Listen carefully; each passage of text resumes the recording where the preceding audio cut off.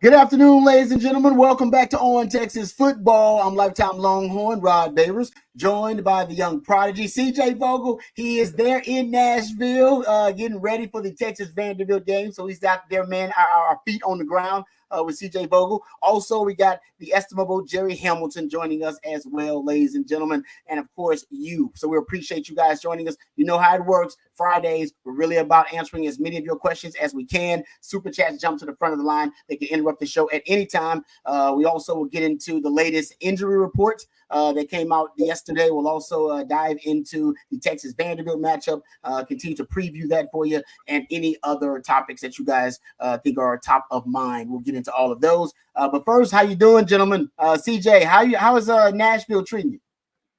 It's good. I'm having a blast, except for I don't know if you can see that right Oh, there. man. Oh, right off the plane, a little drop-a-roo. Other than that, beautiful weather out here. But man, no, this camp is pretty. Everything's under construction here. So if you're coming to the game tomorrow, prepare for some construction. The south end zone has taken a bit of a hit. They're undergoing, basically everything right now here at Vanderbilt. I was able to catch some doubles tennis over here as well. Some Clemson, Purdue, Tennessee State. They were balling over here, but campus is beautiful. The weather's even better. I'm excited for what's in store this weekend, man. Get me over to Broadway later tonight. Are you gonna help fish the goalpost out of the river while you're there? Well, Jerry, hopefully the plan is that those goalposts there is the only ones that make it into the river this season, right? So I will, however, kind of walk over to the area, and it's kind of like when you drive by downtown Dallas, you got to pay your respects. So obviously the 7th floor museum, 6th floor museum, whatever it is, you got to tip your cap, pay some respects. I'll certainly drive by the river later tonight and pay some respects to I'd be Alabama interested to see if they have like anything up there, like just like here lies the goalpost after Vanderbilt beat Alabama in the river. I mean, is there anything there? There should be. It needs to become one of those like state national landmarks or whatever. Just here, and what would be great if they just always had like a little monument of just like 6 or 7 feet of the goalpost, just always out of the water.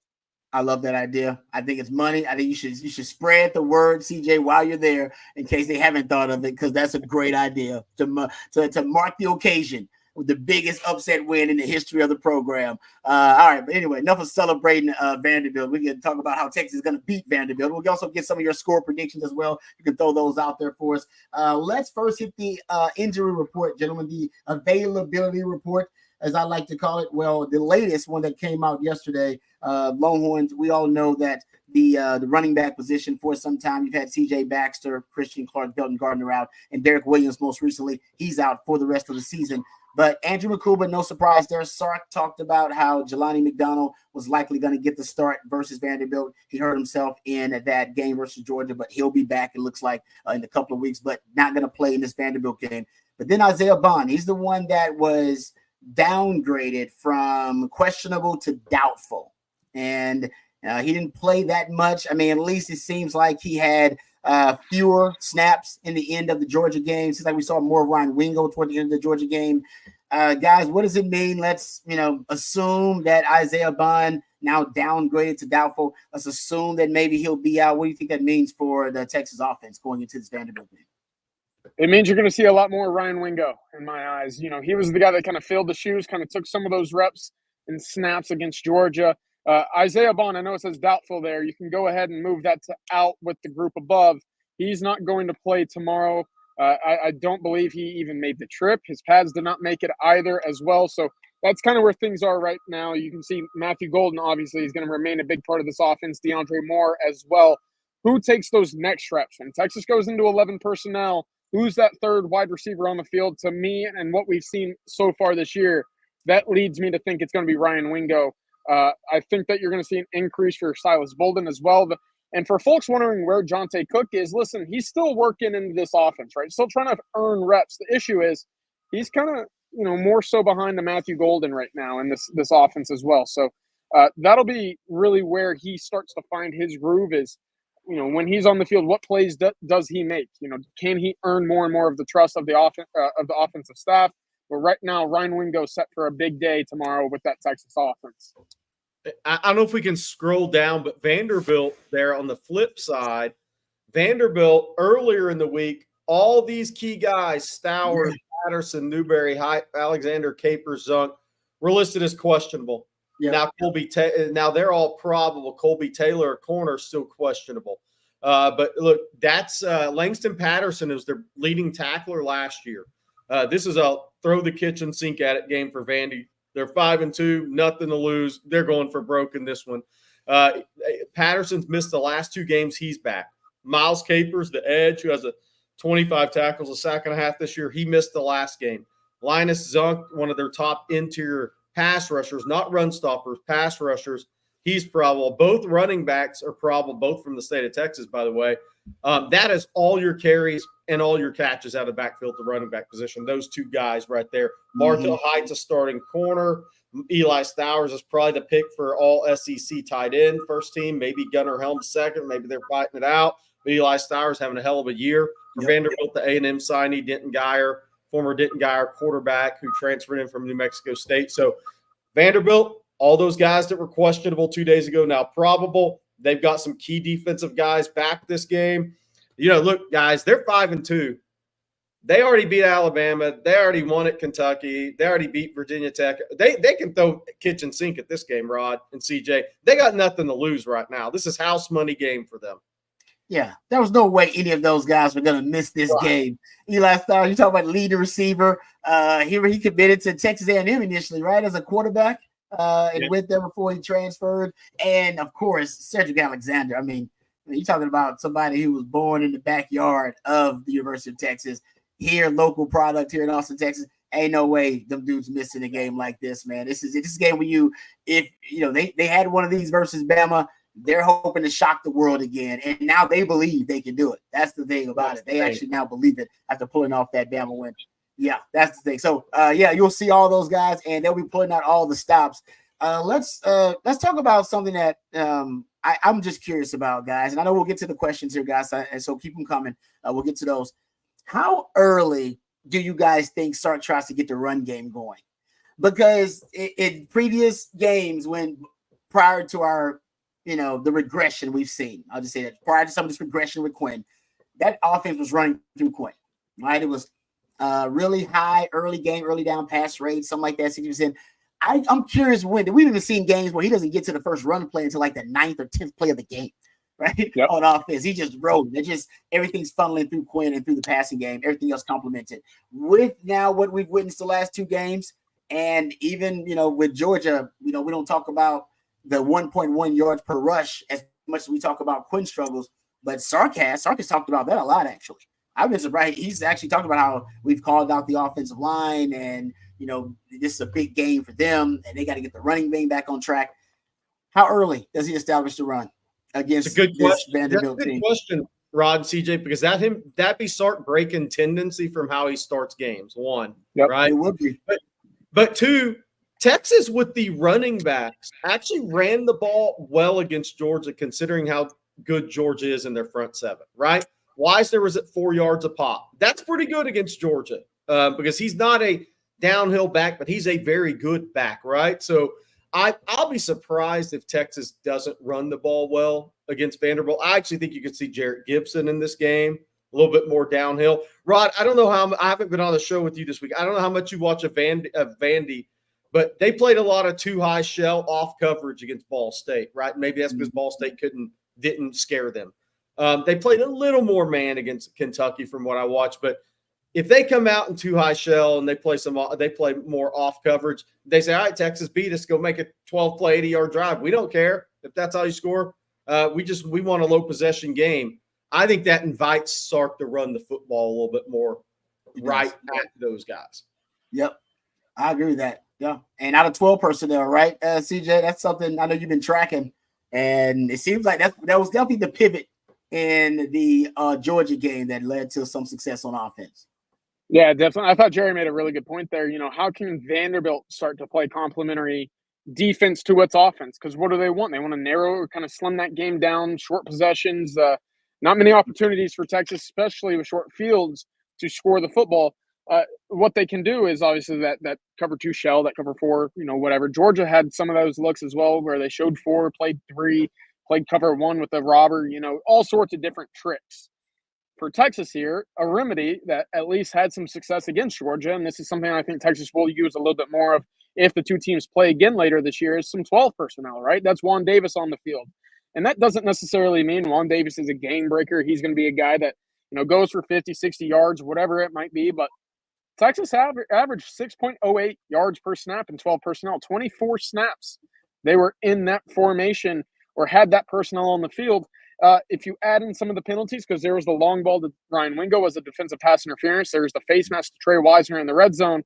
They're averaging 7 yards per snap net average. It's not too bad from a certain look, right? And Texas had about 80 snaps, 24 of them of which coming in, 12 personnel. That's 30% of your snaps. So it's not too bad if you look at it from that perspective. The issue, of course, is does that carry over? How can teams kind of counter that? What are the scout looks? And what's the new twist for Sarkisian? Is it the run game? Is it a pass game? Is it a wheel, a Texas route rod? You called that last week. How can they continue to build off the success that they had a week ago when teams are now expecting that to be a go-to moving forward? Yep. Hey, Rod, I have a question for you. But the hard thing is Sark watches the tape and knows how susceptible Vanderbilt is to the pass. Yep. So it's in his MO to go attack it right away and go attack it and doing what he loves to do. And he does like to run the football, but he loves to attack somebody who's not good in pass coverage or not strong. So that's kind of the thing is the balance for himself, right? Is he sees on tape, oh, yeah. We can do some things here. But he's going to have to kind of step away from that, what he really sees on tape a little bit, I think, for the benefit of this game, possibly. Yeah, and to that point, though, Jerry, he's even admitted, he even referenced Bill Walsh when he did that, opening up with the pass, that is kind of his MO, that opening things up with the pass, passing early on, and then kind of closing out with the run game. So it'll be interesting to see if he breaks tendency here and tries to balance out the offense a little bit more early on. I think we're gonna get what we get with Sark. And they're gonna throw the ball early. I feel like Sark does. He's a Tiger that doesn't really change his stripes like that. He doesn't. Even they asked him earlier this week about has he changed his coaching, and he said, "Now Sark." Didn't he say something like Sark's just gonna be Sark? Did I miss that? Did he actually refer to himself in third person? He did. He went Ricky Henderson. Yes. I'm a fan of speaking of yourself in third person. I'm a DB. DBs do, at one point, if you're a DB, you're gonna talk about yourself in third person. It just naturally comes that way. So I like that about Sark. But anyway, I think we're gonna get what we get. I think he's gonna throw the ball on early downs, and I think he's gonna run the offense through Quinn and try to close out things with the running game. But we shall see. All right, let me thank one of our sponsors before we move on here. Of course, it is a 40 Acres Friday here on Texas Football, so I'm wearing my 40 Acres gear right now. We want to make sure that we give some love to our friends over at the University of Texas Co-op and 40 Acres Apparel. They are sponsoring our Friday live stream. We appreciate them. The University of Texas Co-op is a nonprofit and has been serving the Longhorn community since 1896. Every penny of profit directly benefits course material scholarships. In fact, over 7,000 students received free course material scholarships in the 23-24 year, and 40 Acres Apparel is a big part of raising those funds, folks. 40 Acres Apparel was born in DKR, designed and built exclusively for the University of Texas and the Longhorn Nation. Go down to University of Texas Co-op or go to universityoftexascoop.com and get geared up with 40 Acres Apparel. Great designs, fashionable, high quality, SPF 50, moisture wicking. It's just a fantastic product. As a matter of fact, I can attest personally, I was winning for, so I'm a big fan of it. I get compliments all the time when I'm wearing my 40 Acres Apparel. So I'm telling you, and what I'm telling you is underrated is the collar integrity. A lot of shirt collar gets all flimsy and loose, and then starts looking all weird. No. 40 Acres Apparel, I will tell them. Collar, they don't put that on there. That's on me. That's my talking point. Collar integrity. You'll appreciate that too. Feels great. Yeah, 40 Acres is also a proud sponsor of the course material scholarships for UT students. So thank you very much to 40 Acres Apparel and the University of Texas Co-op. All right, let's get to a couple of questions here, guys. Michael Simpson. Oh, I like this one. Michael Simpson, you know how to get me going. He said, Jahdae Barron is Pro Football Focus mid-season Thorpe winner. Rod B, is this the best cornerback duo since Ced Griffin and Aaron Ross? Woo! They've been locking it down. They have been locking it down. Yeah, I saw that that Jahdae Barron was considered, and I believe Pro Football Focus has him as the highest graded cornerback in the country, or in the Power Four right now. Highest graded cornerback in the Power Four. I would just say this about Jahdae Barron, and in this game, I think it is possible that if they try to attack Jelani McDonald, which if I was, Tim Beck, the offensive coordinator over there, looking at this Texas defense, number one defense in the country, there ain't a lot of, places you can exploit it. There's not a lot of vulnerabilities. One of them will be a backup safety that's making their first start. The way if you've watched that Vanderbilt offense, it's a very unconventional run game. There's a lot of eye candy and different things in it. And I would doubt if they have some plays specifically trying to target young Jelani McDonald. And not saying he's not up to the task. I think he will be. But coaches should always have contingency plans. And CJ, you and I have talked about it. My contingency plan would be, let's move Jahdae Barron to safety. If something happens there, and maybe they get some big plays on us via that, trying to exploit first-time starter there. Jahdae Barron moving to safety. They've already said he is cross-trained there. You can trust Gavin Holmes and Malik Muhammad and what they can do. And say, by the way, they don't really have any dynamic wide receivers. Correct. So you can trust Gavin Holmes and Malik Muhammad out there on an island, and it would allow you guys to get Jahdae Barron matched up on their top receiver, Eli Stowers. You may have more flexibility and malleability defensively to be able to put Jahdae matched up on him if he's at the safety. Just throwing it out there. But yes, Jahdae Barron, best cornerback in the country. I knew he was going to be good. I did not know he was going to be this good, guys. Now we're talking about Jahdae Barron as a second-round pick potentially. I don't know how he's going to run at the combine, but if he runs fast, man, he's going to get drafted pretty damn high because the tape is fantastic. It really is. Yeah. He's living up to that number 7 jersey change, isn't he, Rod? I mean, man, that was a big talking point this offseason. And so far to have, this kind of, these honors coming in for the midseason, doing something right to the point on where he'll be drafted, of course. NFL, evaluators, draft scouts, general managers, guys that make these draft picks, they fall in love with the testing numbers, especially at cornerback, because they know how quickly it is that is necessary to move laterally, to change direction and stay up to speed. You look at guys like Noah Igbenogany out of Auburn, a guy that ran 4.29, 4.3 flat, out of Auburn. He only had 1 interception in college in 30 games as a cornerback. But because he had these track speeds, because he can move as well as anybody, they say, yeah, we're going to throw him in the nickelback. Well, 5 years into his NFL career, he's on his 4th team. So, there's a difference there between having the track times, the measurables, whatever, that go into having a favorable draft grade. That's where you see kind of the hesitancy with Jahdae, because the film doesn't lie and the production doesn't lie. He's up there in the conversation for being one of, if not the best cornerbacks or defensive backs in the entire country right now. Yep. A true football investigator. That's what I call him. Every time if I run into Jahdae, I'm gonna tell him my term, man. You're a football investigator. He does a great job just being able to diagnose the clues that he gets pre-snap and at the obviously once the ball is snapped, and he is fearless, and there's no indecision really in his game. He acts on the information that he has, and he really has this year kind of ascended to a different level. And now proving that he can play any position in the secondary. I do think I've been saying that for a while, but I think he can prove it this year. And we'll see. Right now, he's definitely in the conversation to be a Thorpe Award finalist, no question. All right, thank you for that question. We appreciate it. How about this one from AJJ? He says, do we know what Derek Williams' actual injury is? Jerry, what is do we know? Has that been specified? It hasn't been specified, but obviously we think it's the main ligament. But it has not been specified. Okay. Thanks for that. Casey says, in the knee, main ligament in the knee. Okay. Casey says, why isn't CJ wearing a pink cowboy hat and white boots? That's later. Yeah, the sun's still up, really, is the answer there. So yeah, see. Dennis, carry on.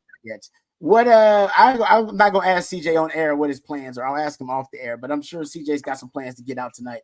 He's a man about town. Someone says Joe Z says, Rod B, do you think Sark will play bully ball this game? I've been waiting for, and I don't know if you are talking about specifically the 6-0 line package, but I have been waiting for it, and I haven't seen it. And I don't know why I haven't seen it. I will admit, as a football investigator myself, I'm not sure what's going on. There's no injury to Malik Agbo or anything like that. And he's a guy that they ran a lot of it last year. And then from 22 to 23, we saw increased usage of it. And I don't know. I thought he was saving it for like Oklahoma, Georgia, one of those big games. That is not necessarily, that's not been, and maybe it was for the Georgia game, but he did say he threw out a lot of the game plan after they got down to Georgia. So maybe it was in the Georgia game plan. You could do it versus Vanderbilt. I don't know if it's what you want to play bully ball with, because the rushing numbers out of the 6-0 line package weren't necessarily that much better from year to year. The passing numbers are really, you were averaging them like 12 yards per attempt out of it. That's what really started to thrive out of that 6-0 line package, the insulated pass protection, and your opponent, assuming with a 6 offensive line, of course they're going to try to run the ball on us. And then they would counter with their base and run personnel or their run-oriented defense, and then Sark would chunk it over the top. So I don't know, but I think they can try to play bully ball. CJ said it with the 12 personnel. That's probably more likely what it's going to be. Sark has really, I think he's probably played more 12 personnel this year than I've seen him play, guys. I have two thoughts on it. Is it because of Juan Davis and what he's brought to the offense? One, maybe, and two, is it because CJ Baxter's hurt? That could be, that could be it too, Jared. It's a good point. I didn't think I was leaning more towards that first part, right? You know, CJ Baxter clearly is going to play a role in what this running game is or is not in 2024. But Jerry, I mean, you look back at what Sark wanted to do in the 6 offensive line package a year ago. I mean, Malik Agbo had a reception against Washington. Yeah. You know, they want to throw the ball out of these stacked looks, and you know that 12 personnel, I think, is just taking over as the go-to right now with the way that Juan Davis has integrated into this offense and his role has continued to expand. I think the first reception against Oklahoma was a Juan Davis check down. I think he had 2 receptions against Georgia. You know, there's more to what he can do because of his athleticism there. Obviously not mass, but, you know, after the catch, what can he do while still providing help in the run game there?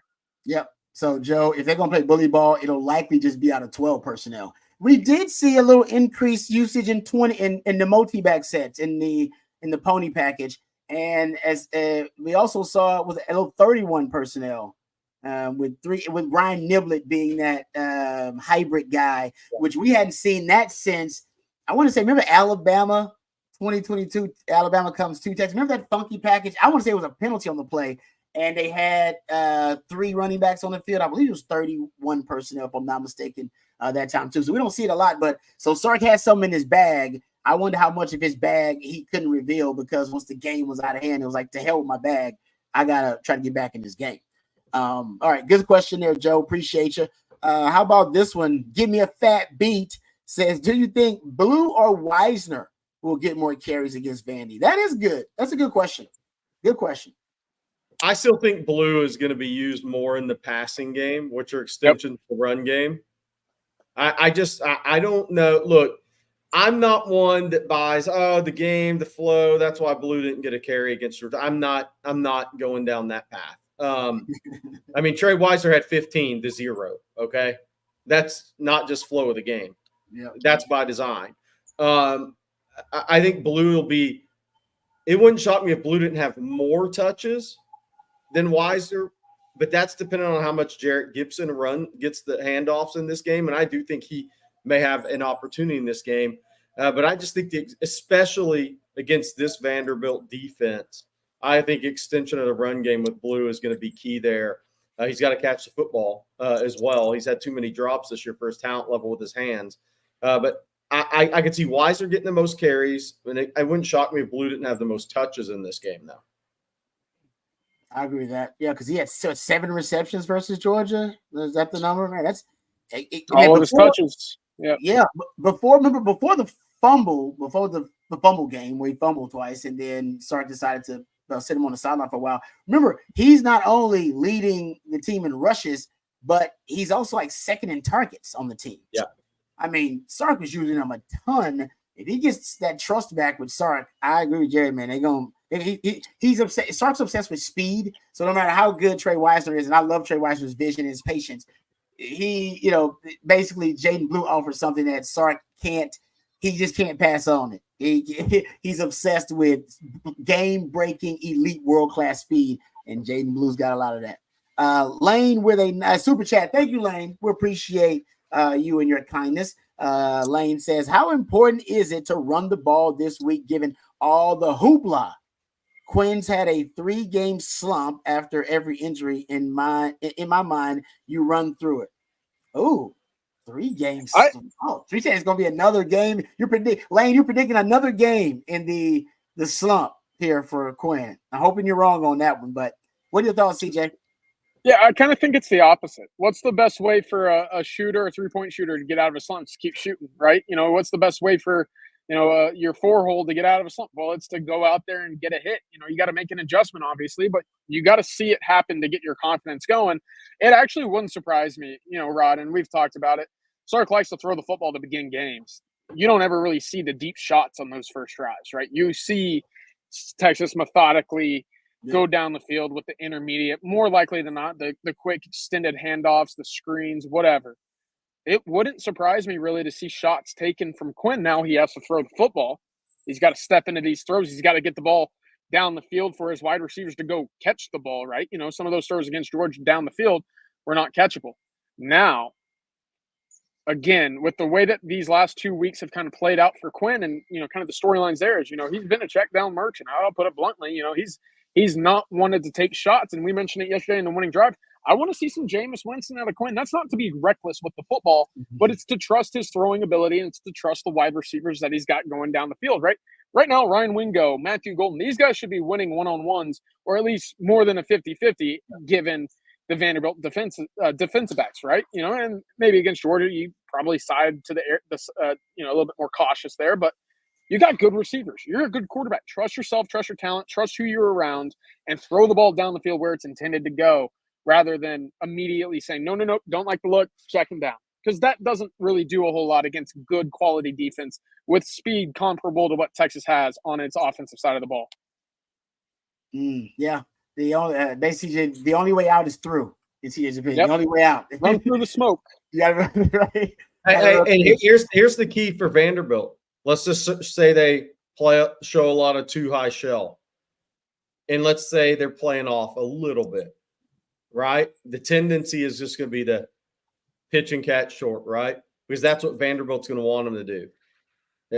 But there's still going to have to be some tight window throws in this game he's got to make. He's got to help open this thing up through the passing game. And what'll be interesting to me with Quinn is, I think in the Oklahoma game after the first interception, I think he protected the ball at all costs. Yep. And look, there are certain times you have to do that. Coming off 2 rough performances, Saturday's not one of those. Saturday's not one of those. I mean, that his team needs to see him make plays. And there was one play in particular against Georgia where I think he finally was just like, dude, I got to do something. I'm under pressure. Let's just give my guy a chance, which is kind of where I'm sitting on the line of saying, yeah, just huck it up almost. Not recklessly, but in the sense of just give your guy a chance. The fadeaway that he threw to Gunnar Helm on the sideline, where, again, for the second straight week, Gunnar Helm just goes up there and mosses a defensive back. That doesn't happen. That's a 25-yard gain because Quinn gave his guy a chance. It wasn't Quinn's best throw. Probably wasn't his best decision. But he gave them a chance. And right now, he's not doing that. Yeah. And that's where I want to see the aggressiveness, quote unquote, kind of take over for Quinn. And that's, again, the Jameis Winston that I referenced yesterday. Mm-hmm. Yeah. No, I think a lot of Longhorn fans think he's playing too timid. And I think that's kind of what you're implying there, that he's been way too timid, man. Can't play, not that he's playing scared, but he's definitely not letting it loose. He's definitely not letting it loose. There's no doubt about that. All right, thank you for the super chat. Appreciate that. Let's thank another one of our sponsors before we move on here. Our good friends are at Flat Creek Estate Winery. I'm a big fan of Flat Creek Estate Winery, and so is my wife. She loves the Super Texan. Did you know the most awarded wine in Texas is actually the vineyard closest to Austin? That's right, folks. Flat Creek Estate Winery is just minutes from downtown, and they've won award after award this year for their vintage wine, Super Texan. Super Texan is now available at your local Specs, so you can give it a try there. They also have it at your local Central Market. I've seen it there a couple of times when we're doing some shopping. Of course, Flat Creek is not only great wine, but it's also a gorgeous venue with barbecues and wine tastings every single weekend. Perfect for a day date with your significant other or a weekend getaway with your significant other. That's Flat Creek Estate Winery, flatcreekestate.com. Go check it out for yourself.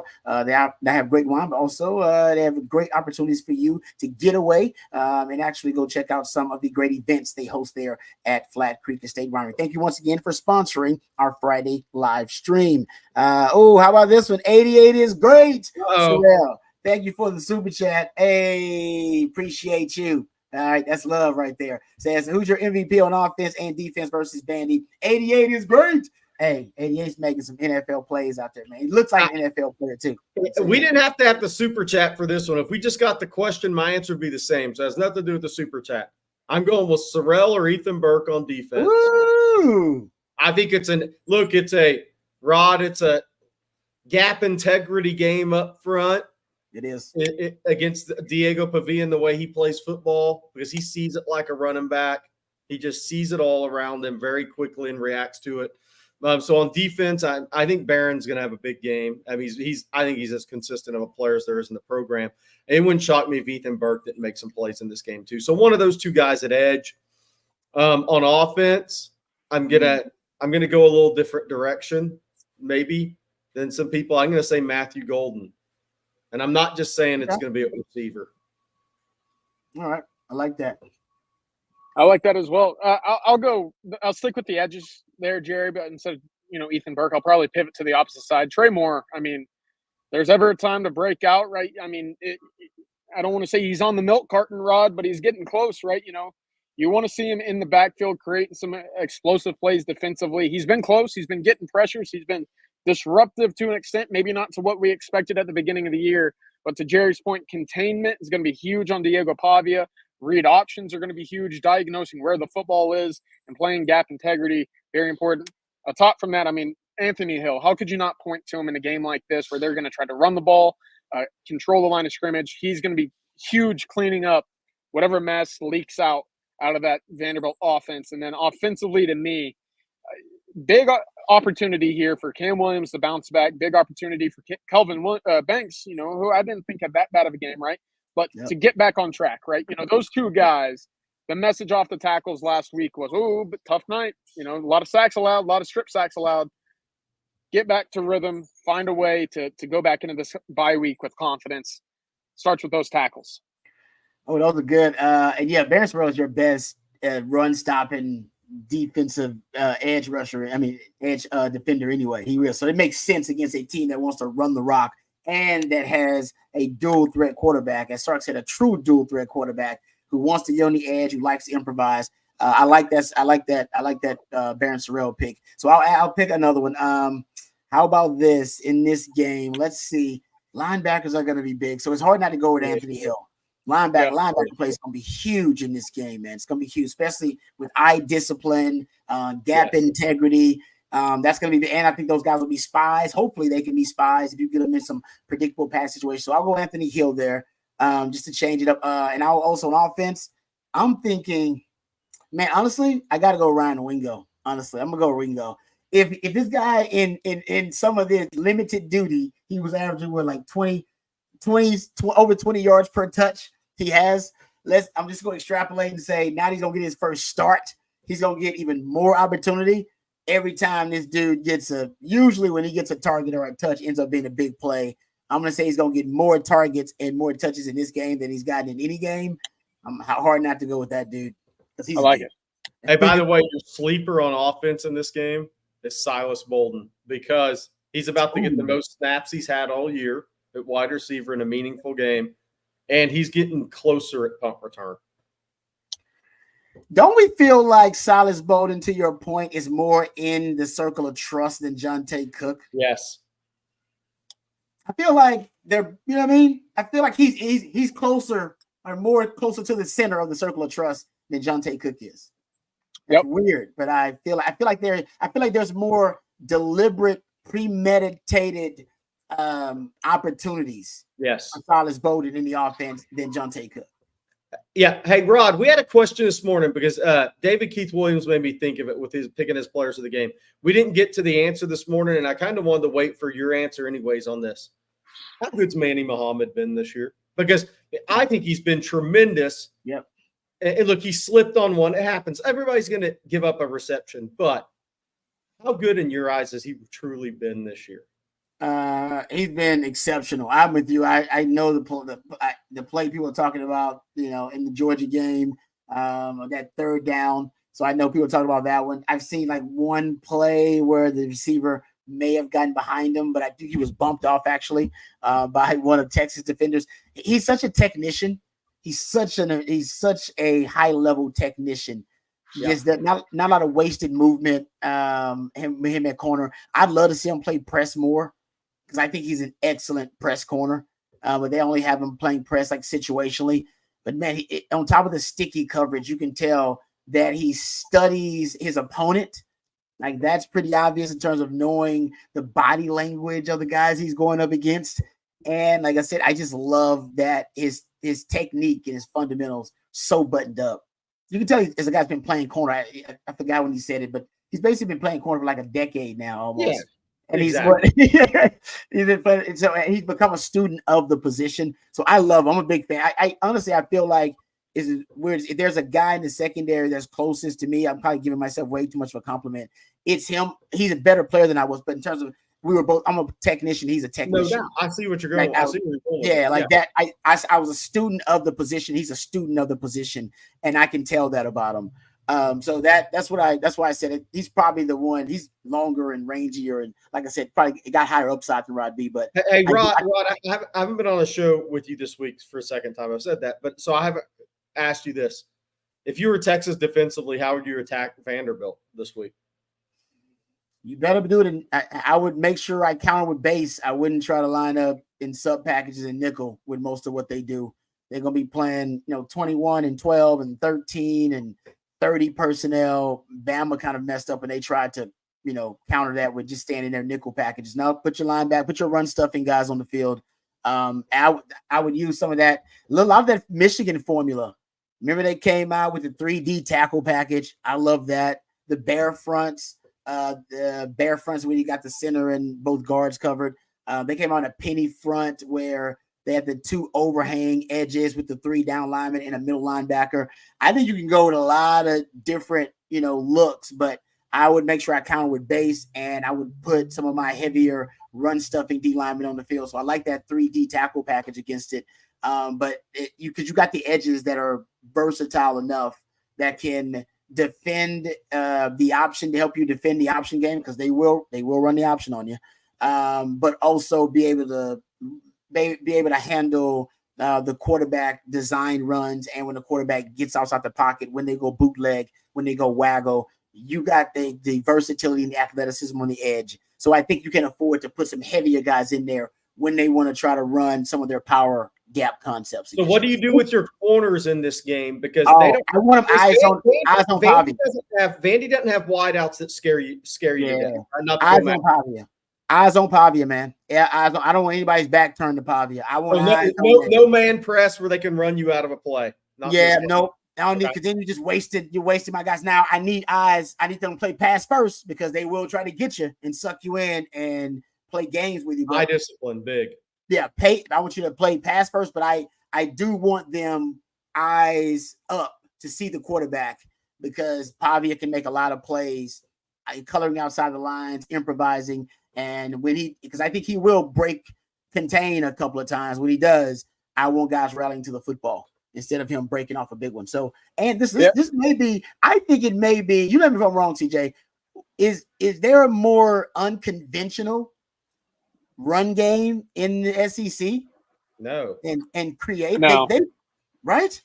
It's No. very unorthodox. Yeah, fortunately for Texas, they've played an offense kind of similar to this a year ago with Kansas when Jason Bean was the quarterback there, right? That's true. Devin Neal was the counterpart in that offense, right? They like to get into those weird motions, triple option looks. If you remember in that game at DKR, the big first touchdown I believe that they scored on was a triple option. They pulled it, they run the speed off the outside, they flick it. The ball's fumbled and they pick it up for a touchdown, or at least they pick it up and run it in for a touchdown. That was the long first explosive play. And that early in that game, the triple option was beating Texas at times. They didn't run it too much. They tried to get back to what they like to do with Jalen Daniel, which was throwing the football down the field.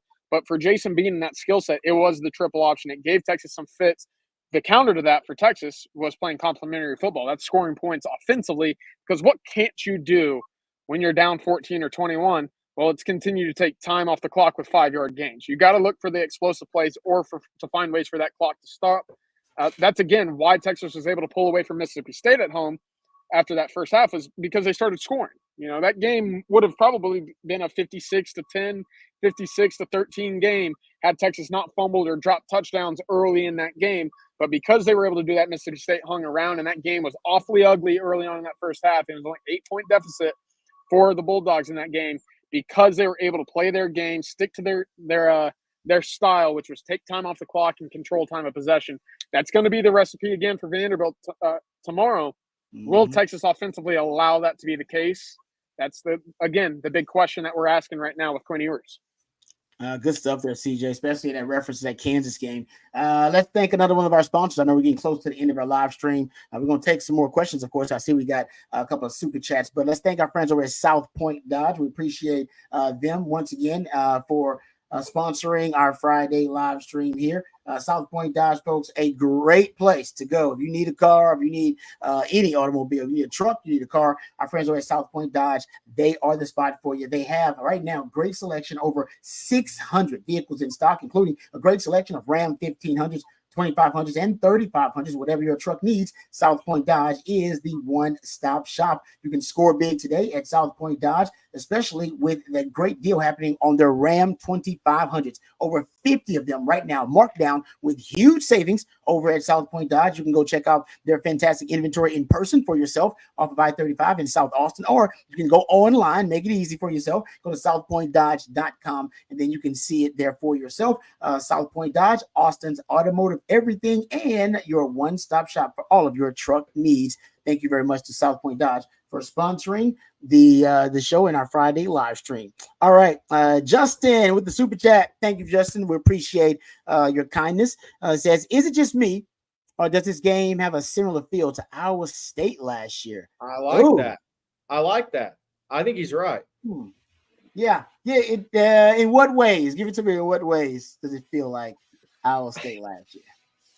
Just because I think it's kind of, look, it's a road game against now you respected Matt Campbell as a coach, right? It's going to be physicality. You're kind of coming off an adverse situation, or you've been dealing with some adversity. It's a team that absolutely believes they can win now. And Iowa State believed they could beat Texas, right? And now they aren't chirping. But I see where he's getting at, and not all the way, but I can see where he's going with that a little bit. Yes, yeah, that's true. It's a game about it's about toughness. About culture game. Yeah, culture. There you go. That's a great term. Thank you, Jerry. Good stuff there, Justin. Appreciate that. All right, let's answer a few more questions here. I got to bring up one thing real quick, Rod. Right, throw it out there. I got Texas defensive backs. If you pick off Diego, we're going to the tape. CJ's tweet. Be very careful. This guy's a state champion wrestler. He will get frustrated if he turns it over. Rod, would you want to get body slammed by a quarterback in your resume?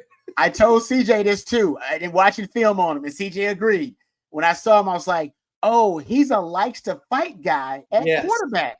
He's going to go UFC. He's going to work for Dana White when his football career is over. You can see this coming a mile away. At the post-game interview, he dropped the F-bomb right after talking about how God put him in this place and it was God's plan. And then he said, with effing turns. That was pretty funny. But the story of him last year urinating on the midfield logo of the practice facility of their rivals, New Mexico, when he was at New Mexico State. And then it being a news story, actually got on the local news because they got video of it. I was like, this guy, okay, he's got no shame. He is not your usual quarterback, man. That dude's got some dog in him. How many quarterbacks? Like when we talk about state champion wrestlers, we're normally talking about linebackers, D-line, offensive linemen. I can't recall ever talking about a quarterback. No, it was a really good player that was a state champion wrestler ever.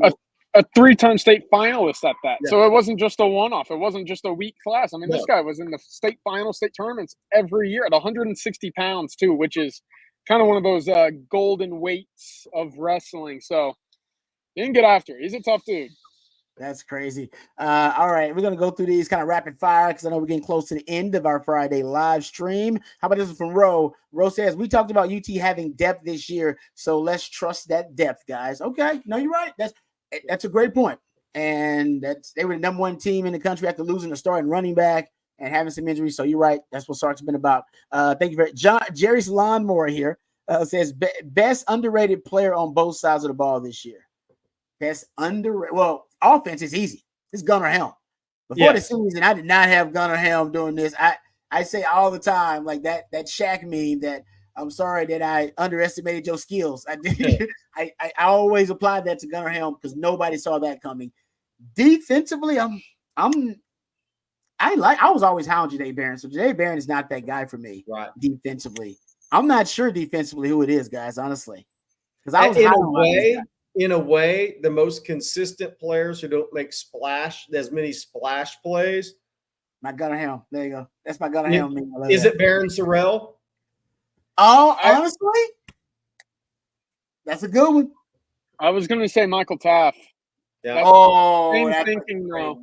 You know, it's the most consistent guy. You know, the booms are high, the lows are not. Right. You know, they're very consistent in their play. They're very rarely out of position, and they're just, you know, guys that you can rely on. I think Sorrell's in that conversation as well, but Taft is a guy that, I mean, has earned the trust of Longhorn fans everywhere over the play of the last year and a half. The Vernon Broughton one is good too. I ain't gonna lie, that's a good one. That's a good one. Hey, Josie Lole has quietly had a really good season for Texas. The coaches trust him, man. You put them out there. Broughton's earned himself a lot of money this year. I like your Taft Daddy one too, though, CJ. I might go with that. I'm a DB. I love me some Taft Daddy. How about this? On Dean says he lays the lumber. They put him down in the box sometimes too, man. They trust Taft Daddy against the run. Yep. You might see that in this game. Instead of Jelani McDonald having to deal with angles to the football and run support, put him in the post and be like, you ain't gonna have a lot of work in the post anyway against this team, but play the post. We're gonna put Taft Daddy down to play the run. Dean says, do you think we see more blitz on Saturday? I don't know. They don't blitz. They don't do a lot of blitzing. They don't believe they have to. They don't. They haven't all year. Yeah. So I mean, especially against a quarterback like this, right? Texas didn't need to blitz a whole lot against Michael Hawkins because you had to respect the legs. Obviously, they moved the pocket a lot. I think you see that against Vanderbilt as well, whether it be the RPO kind of on the move. You know, Rod, you mentioned some of the waggles, you know, some out of the pocket opportunities for Diego Pavia that are organic in that offense. Do you do that? Do you waste a body blitzing into a gap that is no longer going to be useful for the play? That'll be interesting. But over everything else, Rod, I think, again, keep eyes on him. Keep eyes on him. Make sure you understand where Diego Pavia is at with the football. And if that's the case, you got to go wide and force everything into the middle where those bodies are. I would say this too. Obviously, it comes down to down and distance, where you're at in the game, score-wise, things like that. But this is the quarterback that Texas has played this year that is the toughest to blitz, because if you are not disciplined, that dude, I'm just telling you, he sees the game like a running back when he puts his ball on the ball into his arm. Yeah, he's reading everything a step ahead of everybody else. So, man, that discipline is huge, and you have to change it up. You have to bring numbers at some point against him, but he is the toughest guy to blitz Texas has played this year, because he is one of the best improvisers in the country. And I'm not sitting here saying he's going to go torch Texas Saturday. That's not what I'm saying. What I am saying is, if you listed the best improvisers at quarterback in college football this year, he'd be in the top 3. Yeah. I agree with that. Yep. I'd agree. Tex-Mex1 says, Rod, CJ, Jerry, good afternoon. Is it just me, or did Sark seem a bit pissed off, locked in the past press conference? If so, I hope the team is as well and plays that way the rest of the season. Great message, Tex-Mex Horn. I'm with you on that. Yeah, I think Sark I think Sark feels a little embarrassed about the way the team performed versus Georgia in that big, because that was a big game. You know, stars on the sideline. Oh, yeah. Get on the damn sideline. You had how many recruits were there, but Jerry? How many recruits? 115. Come on now. Look, here's the thing. Rod and CJ, what pisses off a coach and coaching staff? Physically getting whipped. Yep. By the and in a big game, and then the coach gets on the podium afterwards and kind of does his thing. Yeah, he did. No, he got the trifecta. He got the trifecta last week. That is true. That's a good point. Yeah, I forgot about the Kirby Smart post game. That was, they tried to rob us, man. Got the trifecta. Yeah, he did. Somebody's asking if I'm going to see Diabell. I'm going to see Diabell Monday. I did see Javion Hilson yesterday from a recruiting standpoint. I think our great producer, Matthew, has the video of Hilson. If you weren't on Coffee and Football this morning, we just put up Matthew did a great job turning around the 13-minute interview with Hilson that's on the YouTube channel. But here's Hilson yesterday. He's 238 pounds. For those that are wondering how big he is, 6'4.5", 238. And I can tell you all the things about him. You'll hear them all in the interview I did with him. The thing I'll tell you, my takeaway from being there yesterday, I've known the head coach for years. He used to be the OC at St. Thomas Aquinas when I was ESPN Under Armour. We had a bunch of guys in the Under Armour game, Nick, Joey Bosa, all those guys. So him, Coach Snyder, his D coordinator, and his DB coach, who's originally from the Dallas area, all three of those guys said one thing: Javion Hilson watches the most film of any player on their team. We'll be going home, we'll be driving home after an away game, and he's sitting there watching film. Wow. He is locked into football, and that's including a quarterback who's committed to Michigan. That team. Brady Hardy's a junior, is a really talented kid, pocket guy. But this kid studies football. Hilson he studies. The other thing that Coach Snyder said about Hilson, and I do believe Texas leads. He's visiting A&M this weekend, and then he's visiting Syracuse, and A&M's going to make Texas earn it. The other thing Coach Snyder said was, I asked him, I said, just tell me about it. Tell me about Javion, because that was my first visit to Cocoa, and I had a chance to sit down and talk with those guys. And he said, look, and he said, I'm not comparing him as a player to Nick Bosa, because Nick Bosa is one of the best defensive players in the NFL and maybe a gold jacket guy one day. But he said, here's where they are the same. At the high school level at that age, Nick was a film watcher. He was serious about football. He was serious about football when he wasn't on the field.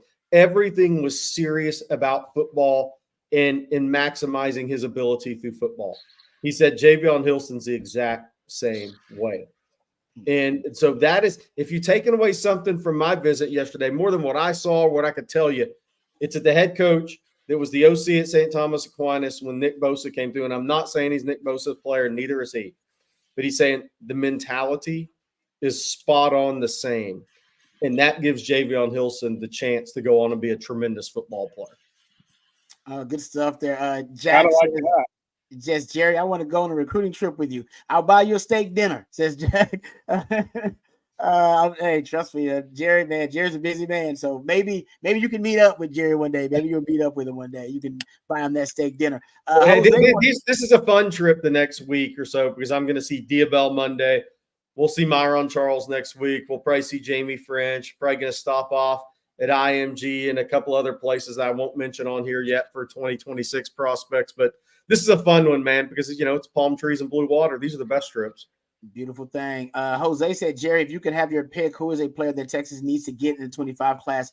Doesn't matter if they're a long shot or not. Thanks, Jose.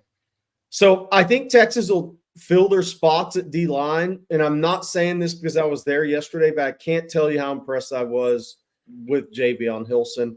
And what I think Florida is very important in recruiting. I think this guy has a true maximizer's mentality. I just don't, you watch just coming off the game last week, you can never have enough. And I think Lance Jackson's tremendous.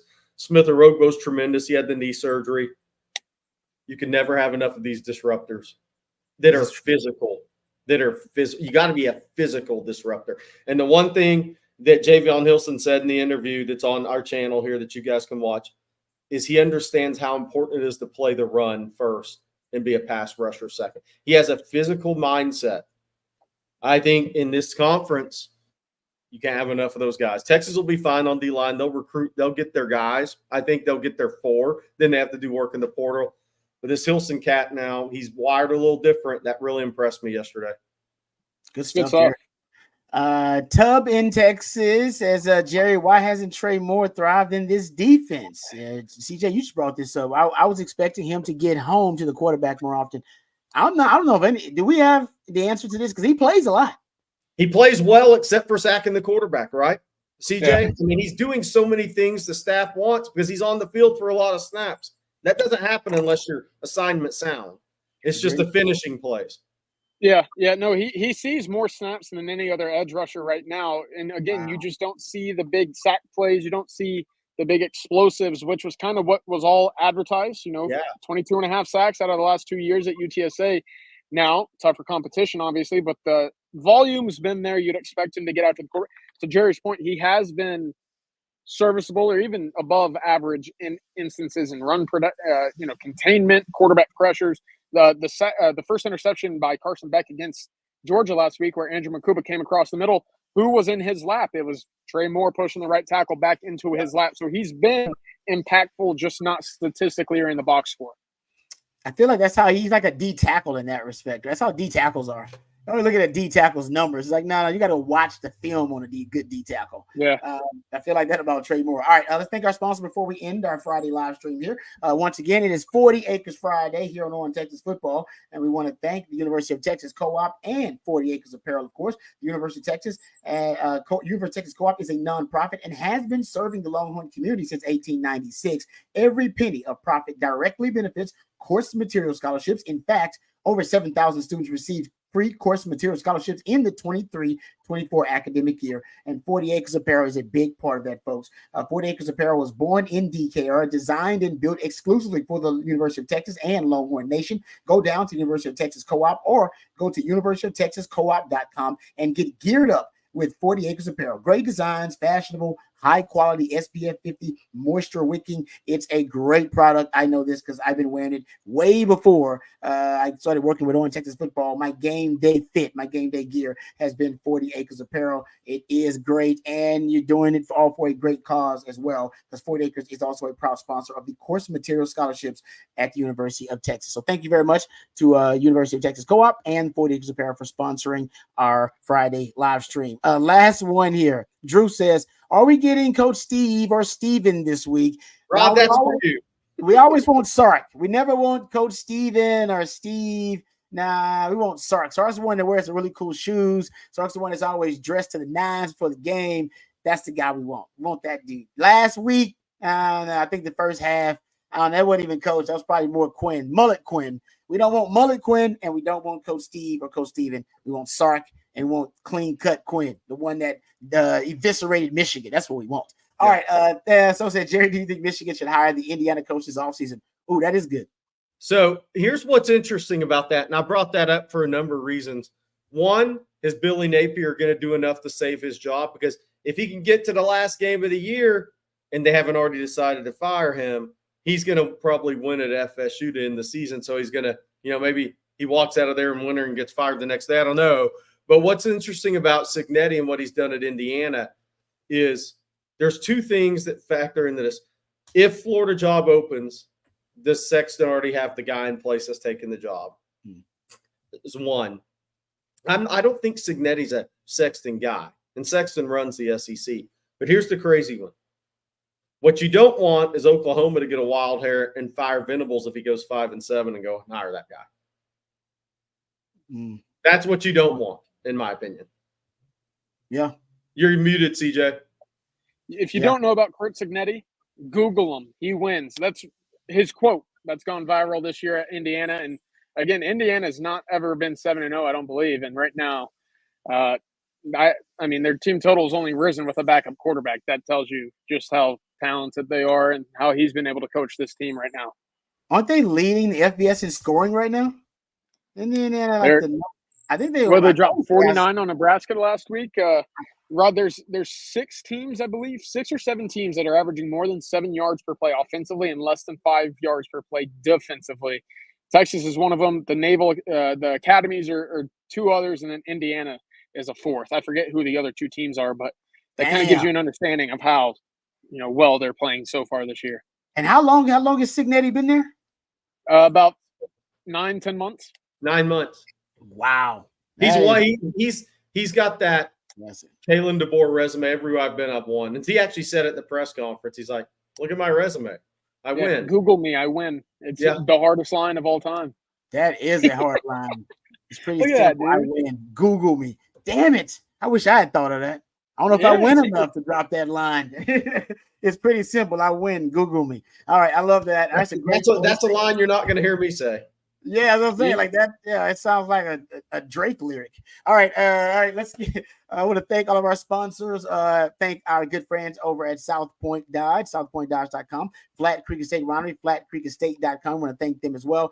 And of course, the 40 Acres Apparel and the University of Texas Co-op. Matthew behind the scenes, always the real MVP. CJ, be safe tonight, man. All right. Be safe out there. And have a good time, but make sure you take care of yourself. Thank you for everything you do, Jerry, and all the nuggets. We appreciate that. All the super chats, really, we're very grateful to you guys for the super chats and your kindness. Thank you guys for helping us build this On Texas football community. Tomorrow, can we bring up the yes. There he is. That's why my man Matthew is the real MVP. There you go, folks. That is the schedule for tomorrow, all laid out there. You got your Saturday conversation. We'll have that posted for you at 7 a.m. We'll have that Texas tailgate at 10:30 a.m. Courtesy for our good friends at South Point Dodge. And the watch with us. I'll be on the watch with us for the second half, but Coach Shipley, Jerry Hamilton, E. Hogan will be on the watch with us. And then we'll have the post-game live with myself and Bobby Burton, and Brian Robertson will also be joining us for the post-game. So there you go. The schedule's laid out. Anything that breaks, trust me, you want to keep it locked into OwenTexasFootball.com and Owen Texas Football, the YouTube channel. All right. Thank you, Jack. Any last words for the people, Jerry, TJ, before you get out of here? Look, I said I'm going 30-20 that Texas wins tomorrow. I think it's going to be an inspired effort by Texas, an inspired effort by Sark and this staff, because they got the triple threat you don't want last week. We talked about it. That's the bad celebrations. But I think Texas is going to play a pretty high level game tomorrow. I'm not going to say perfect, but I will say this: it's the biggest quarter and a half of Quinn's career at Texas tomorrow. Ooh. He's got to play well. It feels like a legacy game. I said that, CJ. It feels like a legacy game for Quinn almost. I mean, right? It feels that way. Yeah, he's got to respond. And again, if there's a team in the SEC that you can respond against, it's a Vanderbilt defensive secondary that isn't up to par with what you'll see the rest of the year. Again, it's big for confidence because you have the bye week coming up after this weekend. Yeah. Go into the bye week, recoup a little bit, build off of something, and then go to phase 3, all steam ahead, all smoke. What's the saying there? All full steam ahead. All gas, no brakes. I didn't sleep last night watching Lost in the flight, so we're running on fumes. I know that saying, but right now it's a big game for Quinn. Go out, prove it, get the offense ready, and get one step closer to where you want to be, and that's in Atlanta at the end of the season. Amen to that, brother. Great way to end it. Thank you, gentlemen, for all of your hard work. Thank you guys out there for joining us, and thanks to all of our sponsors. Tomorrow, make sure you keep it glued in here to On Texas Football. Until next time, hook 'em horns.